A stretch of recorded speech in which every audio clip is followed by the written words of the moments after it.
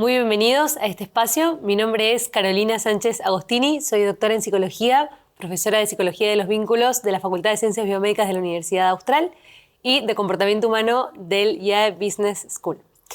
Espero que podamos compartir este ratito juntos para hablar con ustedes sobre algunas orientaciones concretas para acompañar a nuestros hijos y a nuestras hijas en un tema muy importante que es la educación sexual. Vamos a ver en este ratito el contexto en el que están inmersos nuestros hijos y después algunas orientaciones prácticas para poder encarar con ellos conversaciones sensibles. Entonces, lo primero que podemos pensar es, voy a hacer una mirada súper rápida hacia la adolescencia para poder entender cuáles son esos rasgos característicos de esta generación y después en qué contexto están inmersos para poder entender cuál es nuestro punto de partida. Primero, Ipsos sacó hace un tiempo una encuesta sobre cuáles son los rasgos de la generación Z y voy a comentar algunos de ellos que me parece interesante que nos pueden servir de orientación. Uno de ellos es que son adolescentes plurales. Esto quiere decir que conviven pacíficamente con personas que piensan muy distinto que ellos o que toman decisiones o proyectos de vida muy diferentes. En todas estas características vamos a ver que nosotros, como padres, como madres, como educadores, podemos tener distintas alternativas de acompañamiento, pero la más importante de todas va a ser acompañarlos a discernir. Discernir es cuál de estas actitudes o cuál de estas conductas frente a los temas más sensibles los van a ayudar a desplegar su proyecto de vida o les van a resultar perjudiciales, como por ejemplo pueden ser las relaciones tóxicas, las adicciones. Bueno, vamos a entrar en esto en un ratito. Entonces, el pluralismo, como una de las características, hace que ellos puedan convivir pacíficamente con gente que no piensa como ellos. Acá una cosa interesante para discernir tiene que ver con si este pluralismo es un pluralismo como tal. Por ejemplo, bajo la frase que suele poner bastante nerviosa a las sobremesas familiares de es su vida, que haga su vida como quiera. Esta frase puede representar efectivamente pluralismo, que quiere decir, bueno, a mí no me afecta en la relación que otra persona piense diferente, y esto es muy positivo porque es la base de las sociedades democráticas, poder convivir pacíficamente con gente que piensa muy diferente entre sí y que no nos cueste eso la relación o los vínculos.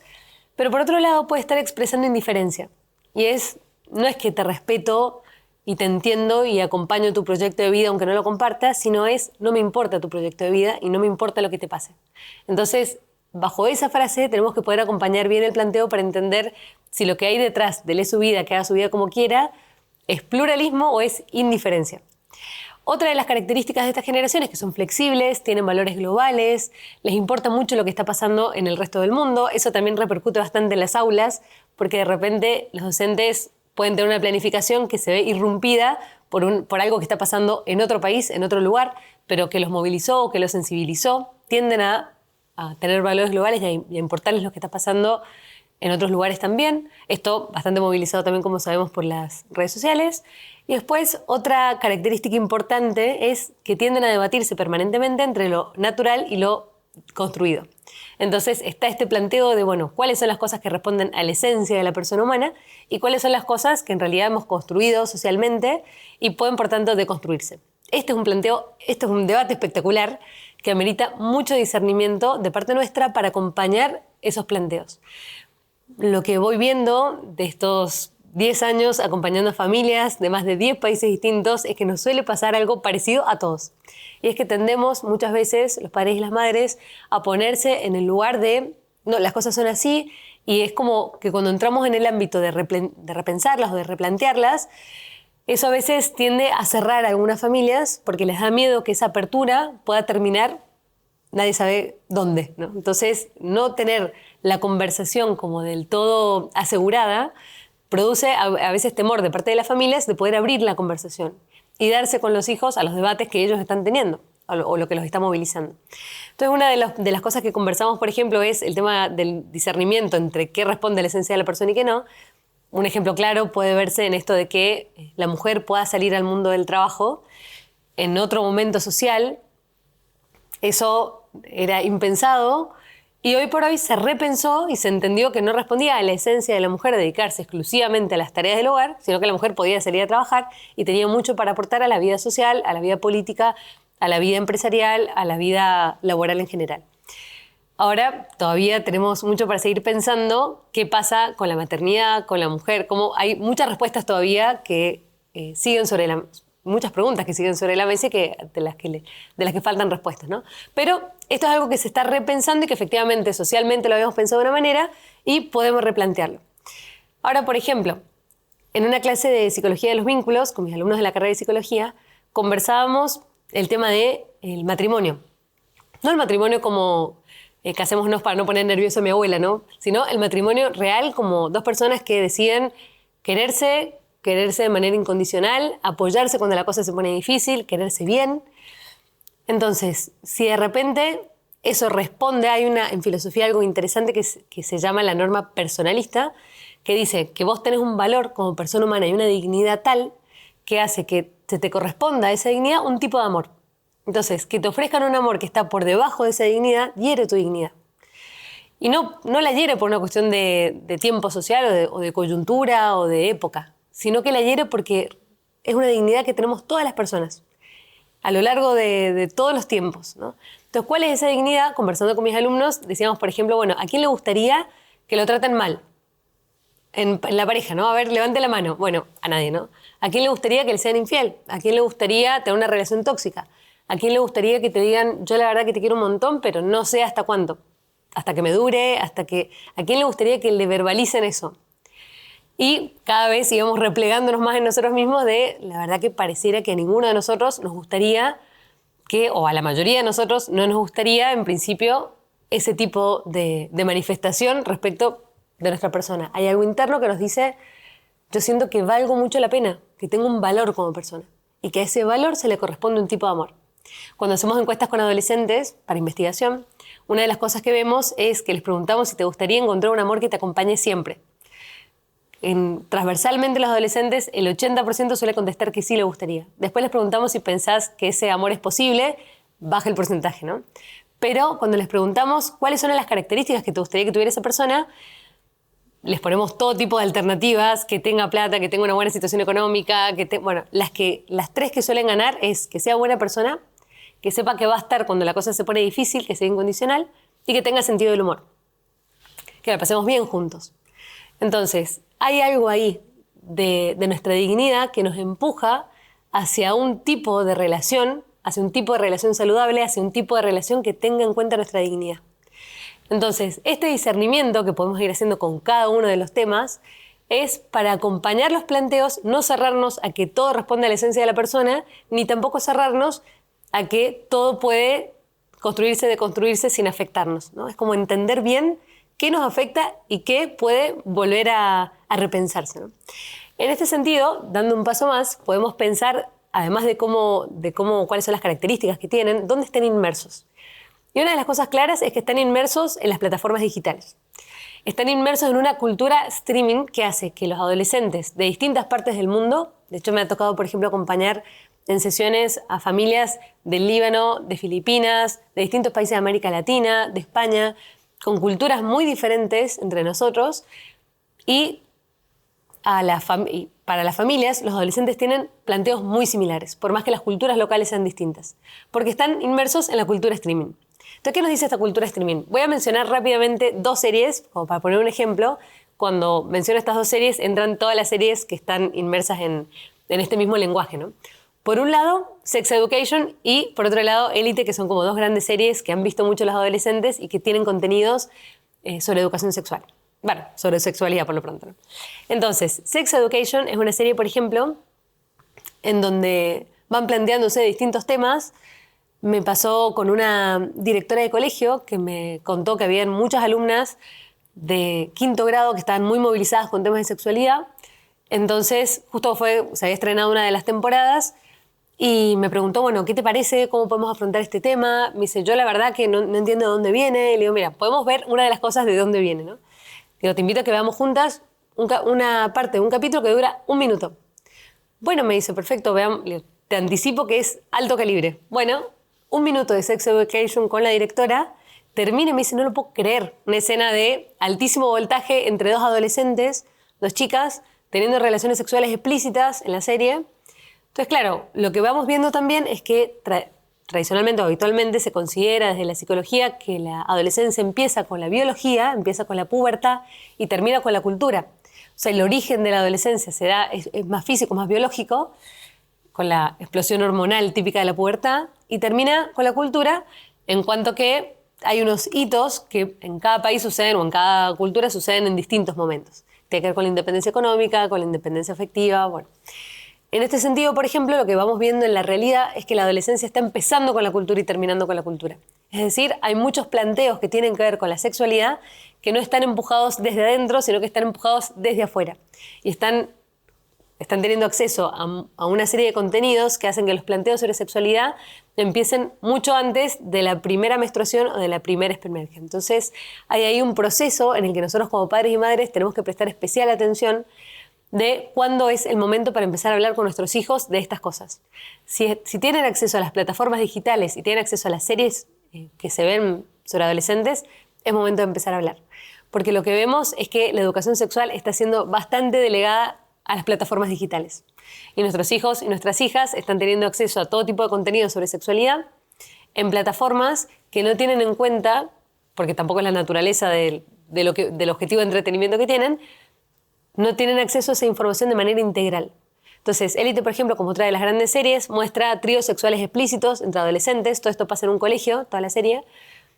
Sexo oral, sexo anal, sexo vaginal explícito entre adolescentes. 2 varones masturbándose mutuamente en clase. De hecho, después del lanzamiento de esa temporada, tuve que asesorar a un colegio donde 5 varones se habían masturbado en la clase de inglés. Presenta todo tipo de adicciones, relaciones tóxicas, hablando con adolescentes sobre estos temas. Incesto, por ejemplo, presenta 2 hermanos teniendo relaciones sexuales explícitas. Hablando sobre estos temas con adolescentes, les preguntaba, bueno, ¿cuál de esas relaciones que ustedes ven en las series les genera la sensación de este es el tipo de vínculo que yo quiero tener, que a mí me gustaría tener a futuro con mi pareja? Ninguna. No pudieron rescatar ninguna relación de las series en la que pudieran decir, acá yo me veo reflejado, siento que me gustaría tener este tipo de relación. Entonces, mentiras, engaños, relaciones tóxicas, celos, presiones, de todo tipo, en todos los vínculos que van mostrando este tipo de series para adolescentes. Entonces, están inmersos en un ecosistema que les está hablando permanentemente sobre sexualidad, pero les está hablando sobre genitalidad, sobre deseo inmediato, sobre impulsividad. No les está hablando sobre todas las dimensiones de la sexualidad, que desde la Organización Mundial de la Salud y desde los distintos organismos públicos y desde la investigación privada, claramente la sexualidad es multidimensional y tiene múltiples dimensiones como tiene la persona. No es algo separado de la persona, sino que tiene su dimensión espiritual, tiene su dimensión biológica, tiene su dimensión emocional, tiene su dimensión afectiva, tiene su dimensión cultural y ética. Entonces, la idea es, bueno, están expuestos a estos contenidos. ¿Cómo vamos a hacer para nosotros ganar en referencia, como padres, como madres, como educadores, de ser esas personas a las que nuestros hijos y nuestras hijas les vienen a consultar? Por ejemplo, otra de las grandes cosas, no me voy a meter en este tema porque duraría la clase 1 hora más, pero es el tema de la pornografía. Nosotros hacemos investigación en temas de pornografía y vemos que contrastamos los datos con datos de España, por ejemplo, y son bastante similares, donde más del 80% de los varones adolescentes tiene consumo de pornografía, el 50% lo hace de manera habitual, 3 o más veces por semana. Entonces, desde las distintas plataformas online estamos de alguna manera exponiendo a nuestros adolescentes a una imagen del sexo, de la sexualidad y de los vínculos que tiene mucho que ver consigo mismos. Tiene mucho que ver con la imagen que van teniendo del sexo. De hecho, ya muchos autores hablan de la pornografía como la ciencia ficción del sexo. Un sexo que no es real, una sexualidad que no es compartida, que no es vincular, que es totalmente o solamente autoerótica.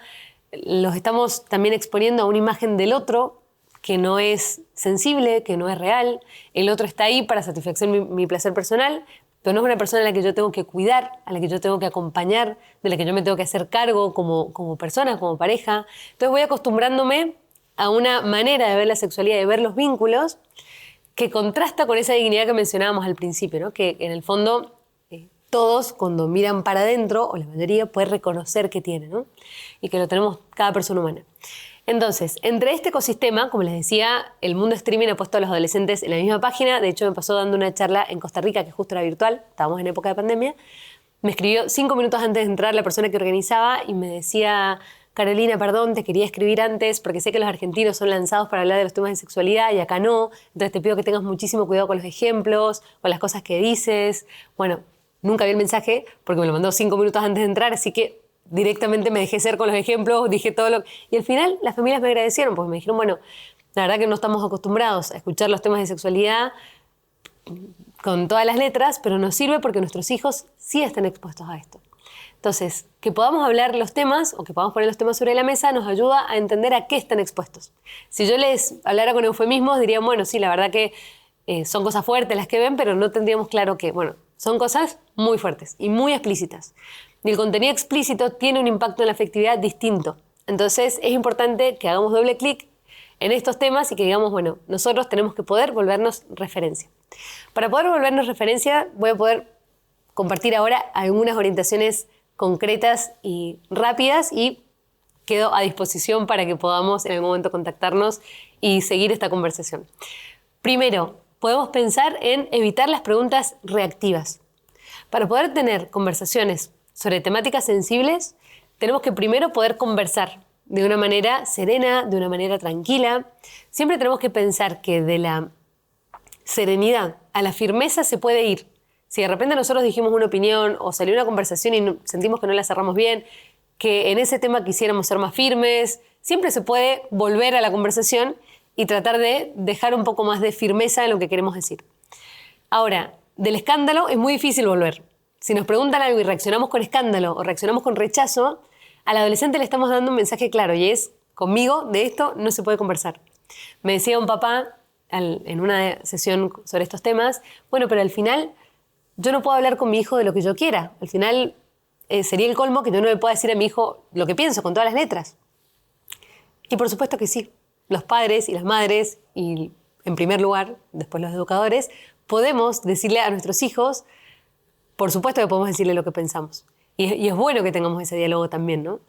Ahora bien, hay un autor que me gusta mucho de liderazgo adaptativo, que es Heifetz, que trabaja esto en la Universidad de Harvard. Y una de las técnicas que dice para entender las situaciones es irse al balcón. Entonces, si nos vamos al balcón, podemos pensar cómo se ve la situación desde arriba. Entonces, desde arriba pensamos, viene un adolescente, nos hace una pregunta, nos cuenta algo, y tiene su papá que enojado le dice lo que piensa. No, mira, las cosas son así. Te guste o no te guste, esto es así. Y le dice lo que piensa. Opción 1. El adolescente lo mira y le dice, la verdad que ahora que me lo decís enojado y me lo decís tajante, me doy cuenta de tener razón. Opción 2. El adolescente lo mira y le dice, con vos no se pueden conversar estas cosas. Se da la media vuelta y se va. Mirando todos desde el balcón, ¿qué opción nos parece que es la más viable? Bueno, rotundamente la gente me termina diciendo el escenario número 2, ¿no? Lo mira, le dice, como no se puede conversar estas cosas, se da la media vuelta y se va. Entonces no se trata de qué podemos y qué no podemos hacer. Como familias podemos hacer todo lo que queramos. Somos prioridad en la educación de los hijos. Lo importante es la paternidad efectiva. No es lo que nosotros queramos, es que sea algo que efectivamente les ayude. Entonces en este plano de que les ayude, la serenidad es muy importante. Para poder pensar en la serenidad tenemos que dar un paso para atrás y reflexionar sobre nuestro clima emocional familiar. Nuestro clima emocional es esa música de fondo que está en nuestra familia y que todos los miembros escuchamos. Son los patrones de relacionamiento, tiene que ver con la manera en la que nos contestamos, con la disponibilidad que tenemos. Un papá me decía que había quedado muy impactado porque su hija le había dicho, papá, necesito que me escuches. Y él decía, pero te estoy escuchando. No, necesito que me escuches con los ojos. Y le se dio cuenta que tenía el celular en la mano, ¿no? Entonces, el clima emocional familiar es la mirada disponible que tenemos o que no tenemos.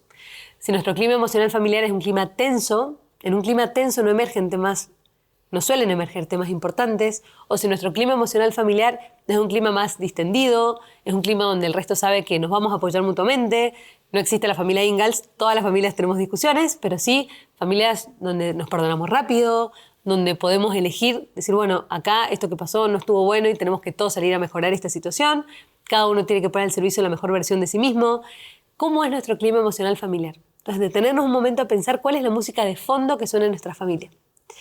Y ahí también tenemos que poder pensar cuáles son las batallas que vamos a elegir y las que no. Porque tener hijos adolescentes o preadolescentes es estar dispuestos a tragarnos muchos sapos. ¿Qué quiero decir con esto, no? Nosotros, para poder tener conversaciones importantes, tenemos que poder tener un clima sereno. Si no, como decía, no emergen las conversaciones importantes. Si por lo general, cuando conversamos con la familia sobre estas cosas, ¿cuál suele ser la discusión más habitual con los adolescentes? O una de las discusiones más habituales. No tenés tu habitación ordenada. tu habitación es un desorden, todas las cosas. Bueno, el orden de la habitación termina siendo un motivo de crispación cotidiana que lleva a que la relación esté tensada para poder conversar de temas más importantes. Entonces, esto nos lleva a un punto que es clarificar los valores familiares. Hacer una lista de cuáles son nuestros valores familiares y cuáles vamos a priorizar. Cuáles son los valores a los que vamos a darle más importancia. Y cuáles son los valores que también son muy importantes para nosotros, pero que estamos dispuestos a dejar en un segundo plano para que puedan emerger estos. Y después empezar a trabajar en estos otros. Pero si no habilitamos los valores que para nosotros son más importantes, como podría ser acompañar a nuestros hijos a que desarrollen una vida afectiva que sea floreciente y que sea saludable, si no tenemos ese como objetivo principal, que seguramente lo tenemos como objetivo principal, pero ese objetivo principal se ve teñido por un montón de discusiones cotidianas que son menos importantes para nosotros, tenemos que poder identificar. Esto corre para la vida de pareja, corre para todo, ¿no? ¿Cuáles son las cosas más importantes para mí? Y si nos ponemos a pensar en esto, vamos a ver que muchas veces nuestras discusiones rondan en lo que es menos importante. Entonces, lo que es menos importante en un clima emocional familiar tiene que bajar el volumen. Bajamos el volumen de lo menos importante, subimos el volumen de lo que nos importa. Y las discusiones y las conversaciones y los debates es mejor que ronden 80% entre lo que nos importa y que reservemos un 20% para lo que nos resulta menos importante, pero que nunca sea al revés, ¿no? Generalmente lo vivimos en la cotidianidad, ¿no? Las parejas y las familias tendemos a discutir mucho más por lo poco importante. Entonces es volver a priorizar. Después, por otro lado, es llegar juntos a la conclusión, mostrar el proceso de razonamiento. Estos adolescentes, ningún adolescente a lo largo de la historia, pero bueno, estos todavía menos, no hemos aceptado nunca, todos hemos sido adolescentes, que nos den una conclusión impuesta. Queremos entender la conclusión. Queremos entender cómo se llegó a eso, por qué este valor familiar es un valor.